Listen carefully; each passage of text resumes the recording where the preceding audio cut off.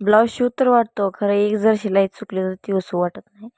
नमस्कार मंडळी, माझं नाव आहे प्रगती. स्वागत आहे तुमच्या माझ्या नवीन व्हिडिओमध्ये. सकाळ सकाळी लवकरच उठले होते म्हणून म्हटलं पटकन नाश्ता करून घ्यावा.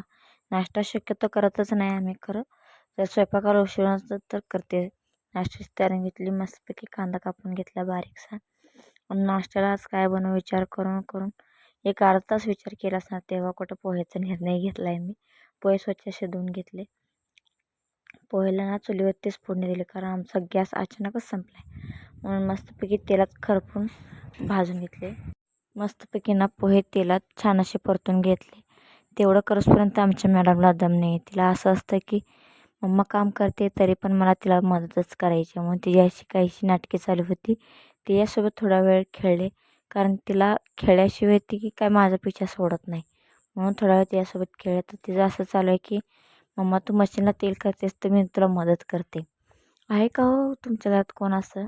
असो, आज आज ना हा ब्लाऊज शिवला होता मी. त्याला फक्त आता हुक लावायचे बाकी होते. ब्लाऊज शिवला मशीनला मस्तपैकी तेल घातलं, कारण मी 8 दिवसाला 10 दिवसाला असं वापरते ना मशीन.